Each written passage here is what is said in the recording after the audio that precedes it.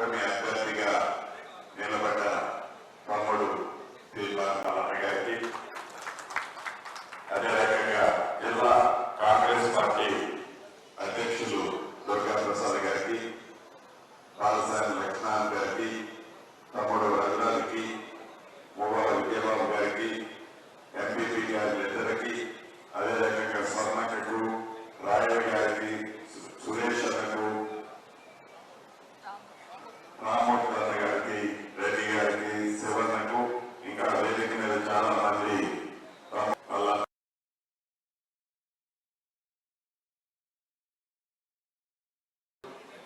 ఉభయ కమ్యూనిస్టు సోదరులు, గ్రామ స్థాయిలో ఉన్న కాంగ్రెస్ పార్టీ అధ్యక్ష కార్యదర్శులు, గ్రాడ్యుయేట్ తమ్ముళ్ళు, అదే రకంగా డిజిటల్ ఎలక్ట్రానిక్ మీడియా మిత్రులు అందరికీ మనస్ఫూర్తిగా శిరస్సు వచ్చి హృదయపూర్వక నమస్కారాలు, వందన. ఈ నెల 27వ తారీఖు జరుగుతున్న ఈ ఖమ్మం, నల్గొండ, వరంగల్ గ్రాడ్యుయేట్స్ ఉప ఎన్నికలు ఇందాక తమ్ముడు నిర్మాణాలు గారు చెప్పినట్టు అసలు ఉప ఎన్నికల కారకులు ఎవరు,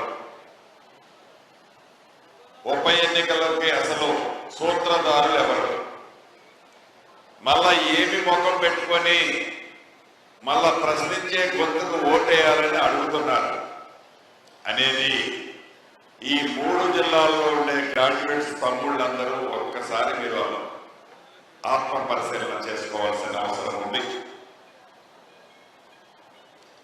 ఆనాడు రెగ్యులర్ ఎన్నికలు, ఈ గ్రాడ్యుయేట్స్ ఎన్నికల్లో, ఎమ్మెల్సీ ఎన్నికల్లో ఆనాడు నేను కూడా టీఆర్ఎస్ పార్టీలోనే ఉన్నా. తమ్ముడు తీర్మార్ మల్లన్న తమ్ముడు ఇండిపెండెంట్ గా కాంటెస్ట్ చేశాడు. ఆ రోజే బయటికి రావడంతోనే మరొక అక్రమ కేసు పెట్టడం, మళ్ళీ జైల్లో పెట్టడం, మళ్ళీ కింద మీద పడి బెయిల్ తెచ్చుకుంటే మళ్ళీ ఒక కేసు పెట్టడం. ఒక్క నీతిగా నిజాయితీగా ఒక్క కేసైనా ప్రూవ్ అవుతుందా? అధికారం ఉంది కదా అని అధికారాన్ని దుర్వినియోగం చేసి కేవలం మిమ్మల్ని ప్రశ్నించాడనే కదా అన్ని 100 కేసులు పెట్టింది. కేవలం మిమ్మల్ని ఎదిరించాడనే కదా అన్ని 100 కేసులు పెట్టింది. కేసులు పెట్టింది మీరు, మీ ప్రభుత్వంలో పెట్టిన కేసులు తప్ప ఎప్పుడైనా ఒక్క సింగిల్ కేసు ఆ తీర్మార్ మల్లన్న గారి మీద చూపించండి.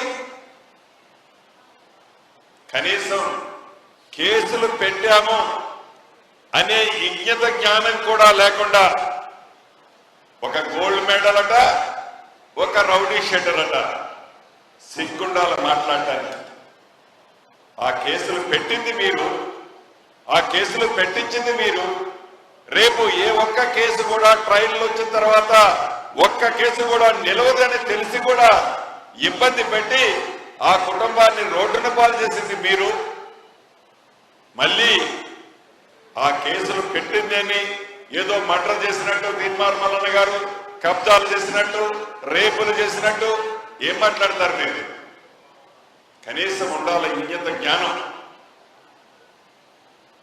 అది మర్చిపోయి మీరు వ్యక్తిగతంగా విమర్శ చేయడానికి ముందు, మీరు వ్యక్తిగత విమర్శలు చేసే ముందు ఆ వ్యక్తి యొక్క నైజం ఏంటి, ఆ వ్యక్తి ఎక్కడ కబ్జా చేశాడు, ఆ వ్యక్తి ఎక్కడ తప్పు చేశాడు, ఆ కేసులకి కారకులు ఎవరో తెలిసి కూడా మీరు అలా మాట్లాడటం ఈ సమాజం హర్షించదని కూడా ఈ వేదిక మీద నుంచి వారికి తెలియజేస్తున్నారు.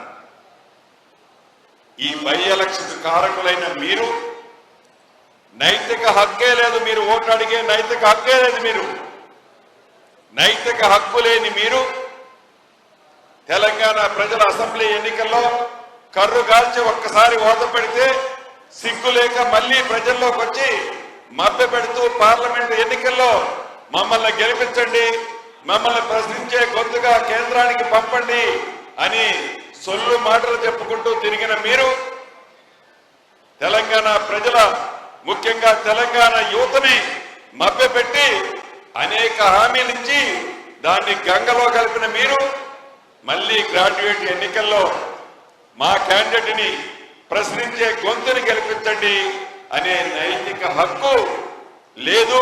చివరికి ఆ భగవంతుడు కూడా మిమ్మల్ని క్షమించడానికి కూడా ఈ వేదిక ద్వారా వారికి తెలియజేస్తున్నారు.